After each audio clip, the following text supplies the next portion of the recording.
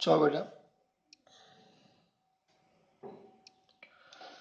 ધોરણ 11 chapter number 8 lecture number 8 sir આગળ તો બેઠું આગળનું જ છે એટલે બેઠું આગળનું છે એટલે છે કે કેમ છે આપણે જોવાનું જો સવાલ મેં બદલી નાખ્યો છે ઉપગ્રહનો કક્ષીય આવર્તકાળ એટલે શું ઉપગ્રહનો કયો બેટા કક્ષીય આવર્તકાળ એટલે શું આવર્તકાળ તો બેઠું આ જ આવે કોઈ ફરક ન આવે બેઠી જ આકૃતિ બરાબર પણ એના પહેલા ખાલી આવર્તકાળની આપણે અહીંયા વ્યાખ્યા લખવી પડે જો અહીંયા તો આને પૂછવું પડશે કારણ કે મારે લખવી પડશે આવર્તકાળની વ્યાખ્યા આવર્તકાળ એટલે શું આવે તમને ખબર હોવી જોઈએ આવર્તકાળ કોને કહેવાય બોલો આમ તો હોશિયાર છે મારા છોકરા કોને કહેવાય આવર્તકાળ કોની ફરતે અહીંયા ધ્યાન આપજો કોની ફરતે પૃથ્વીની ફરતે આ જે પૃથ્વી છે પૃથ્વીની ફરતે કોને ઉપગ્રહને એક ભ્રમણ અથવા એક ચક્કર એક ભ્રમણ એક ચક્કર એક દોલન જે લખો એક ભ્રમણ પૂર્ણ કરવા માટે લાગતા સમયને તે ઉપગ્રહનો આવર્તકાળ કહેવાય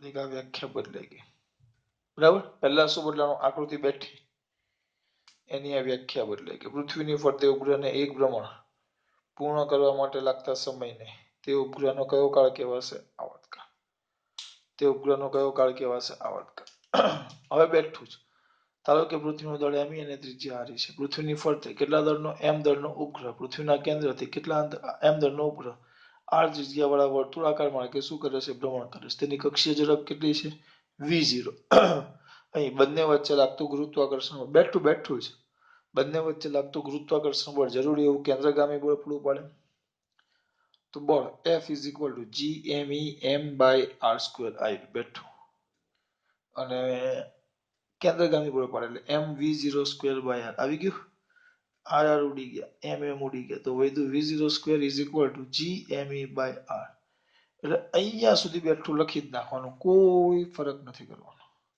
હવે આવશે ફરક કેવો જોઈએ આટલું બેઠું જ કોઈ ફરક નહીં બેટા એટલે મેં બાકી રાખ્યું તમને ખબર પડે આ બે વ્યાખ્યા એક સરખી જ આવે ક્યાં ફરક આવે આપણે જોવાનું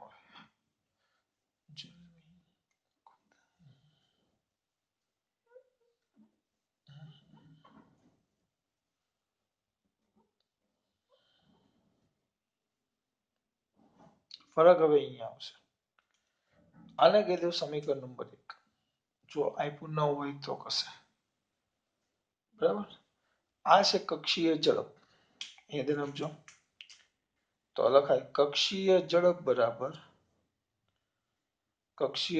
બરાબર કાપેલું અંતર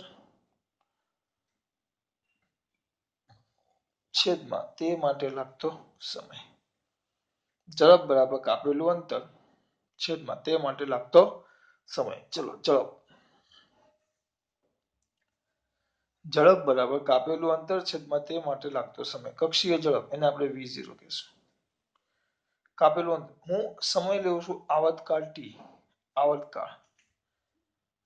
આવર્તકાળ t કહેવાય આવર્તકાળ કોને કીધો વ્યાખ્યામાં આપણે ક્લિયર કર્યું આપણે આવર્તકાળ કોને કહીએ છીએ સર એક ચક્કર પૂરું કરવા માટે લાગતો સમય અહીંયાથી શરૂ કરે આમ ફરીને આમ પાછો આવે અહીંયાથી શરૂ કરતા ફરીને આ પાછો આવે શરૂ કરતા ફરીને આ પાછો આવે તેને આવર્તકાળ કહેવાય તો આવર્તકાળ ટી તો એ ટી આ ટી સમય ટી આ એક ચક્કર મારે એટલે સમય ટી થાય તો અંતર કેટલું થાય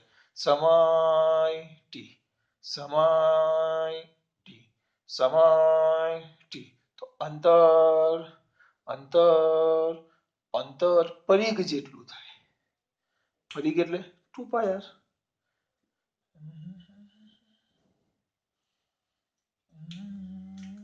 સમીકરણ નંબર 2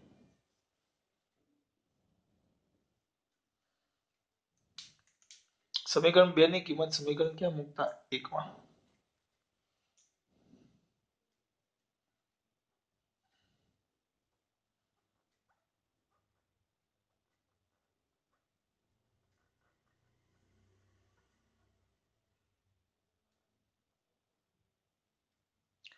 સમીકરણ 2 ની કિંમત સમીકરણ 1 માં મૂકતા. સૂત્ર શું થાય આપણે બોલો? આ v0 સ્ક્વેર છે તો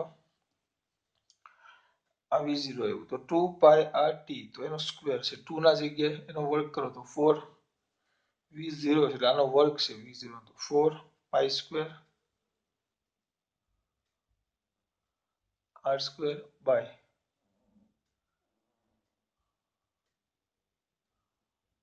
t સ્ક્વેર આવ્યું તો ઇઝ ઇક્વલ ટુ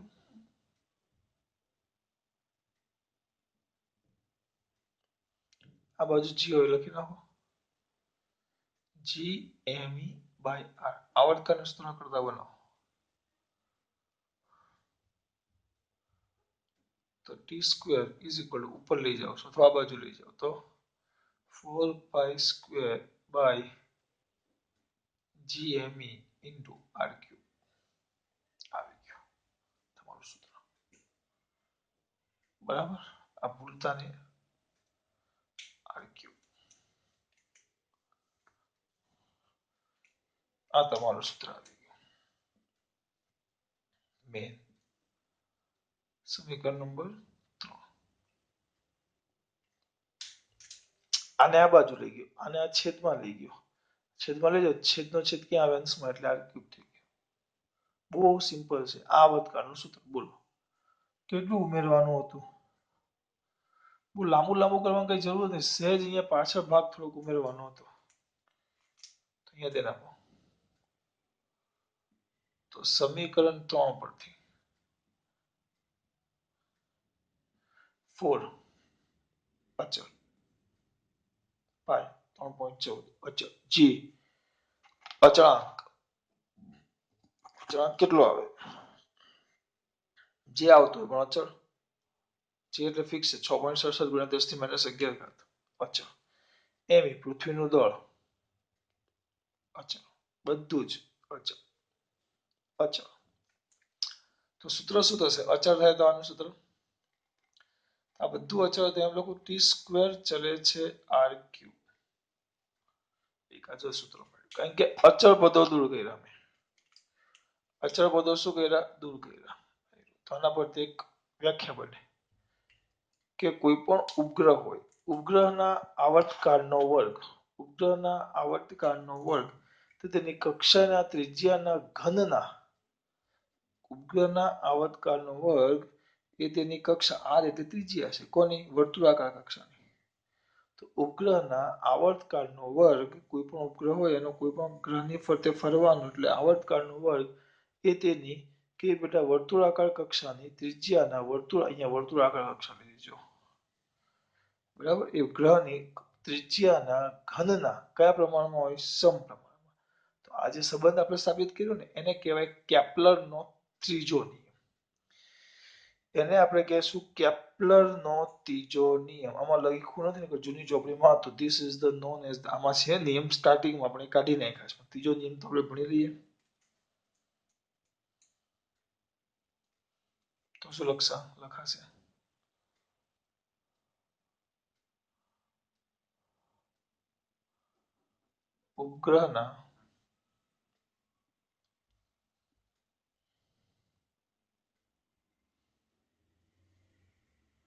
ઉપગ્રહના કક્ષીય આવર્તકાળનો વર્ગ એ તેની કક્ષીય ત્રિજ્યાના ઘનના સમપ્રમાણમાં હોય છે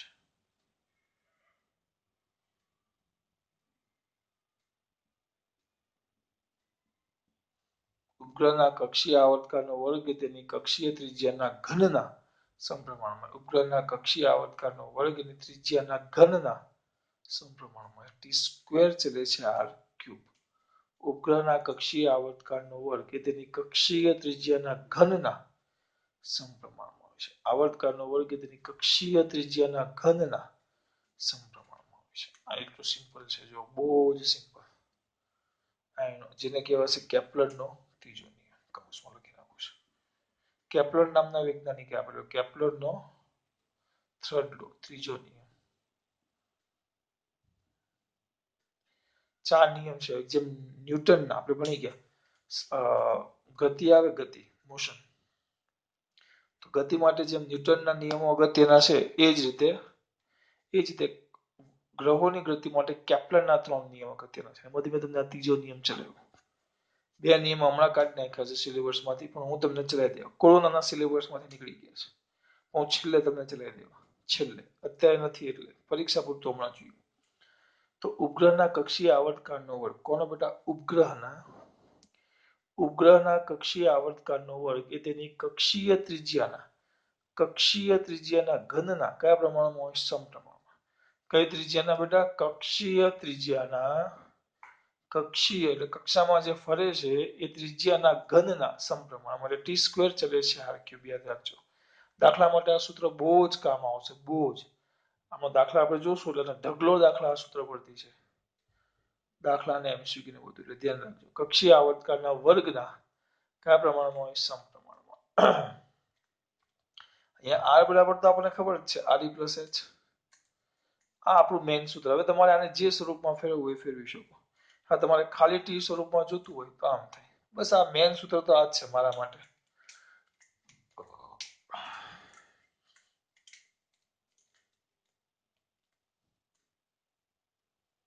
જો ઉપગ્રહ પૃથ્વીની સપાટીની ખૂબ જ નજીક હોય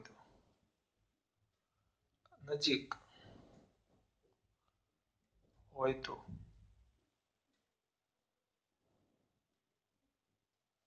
તમે h બરાબર 0 લઈ શકો.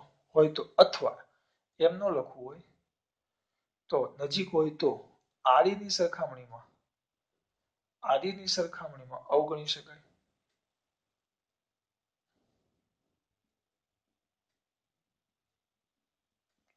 પૃથ્વીની કક્ષાની ત્રિજ્યાની સરખામણીમાં અવગણી શકાય.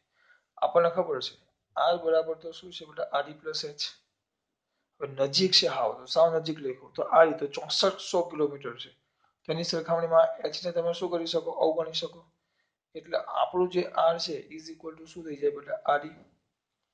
આ કિંમત સમીકરણ નંબર ક્યાં મૂકતા? 4 માં. સોરી, 4 ની કિંમત સમીકરણ નંબર ક્યાં મૂકતા? 3 માં.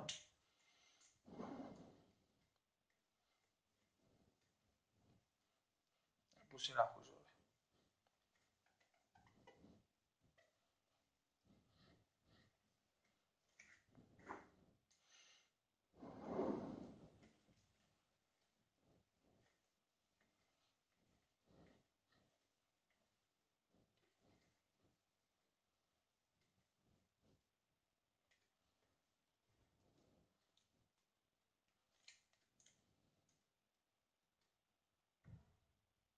આ કિંમત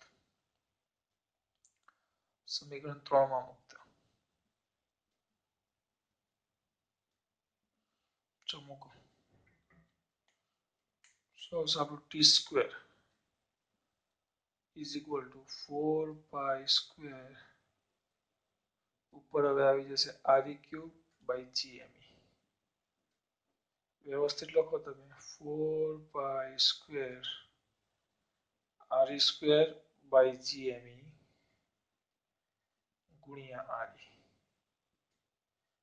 વ્યવસ્થિત લખશો તો 4 pi square R E square by GME. GME by R E square. GME by R E square. GE પણ આ તો ઊંધું છે, એટલે થશે આર ઈ બાય જીઈ. અને હજી વ્યવસ્થિત લખો. બંને બાજુ શું લઈ લેતા? વર્ગમૂળ લેતા.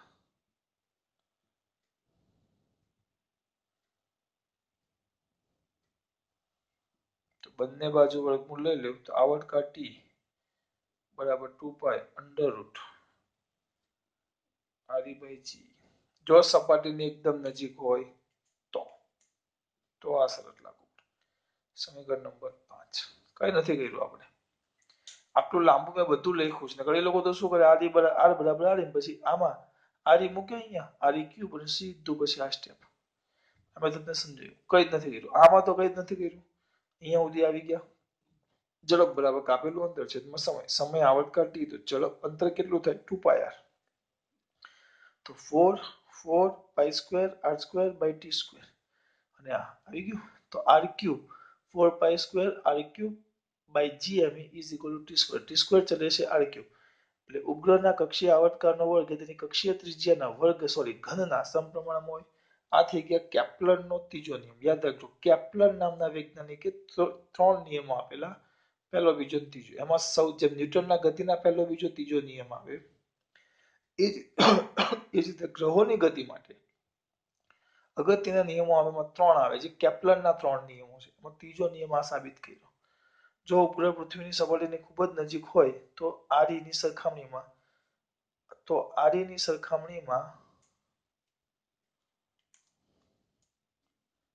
લખવાનું રહી ગયું તો આરની સરખામણીમાં h ને અવગણી શકાય એટલે h નીકળી ગયું ખાલી આરી વધે મૂક્યું આ તમારો જવાબ સૂત્ર અહીંયા સુધી પણ આવી ગયું પણ આ લોકો અહીંયા સુધી મેળવેલું છે ખાસ વાત જય શ્રી કૃષ્ણ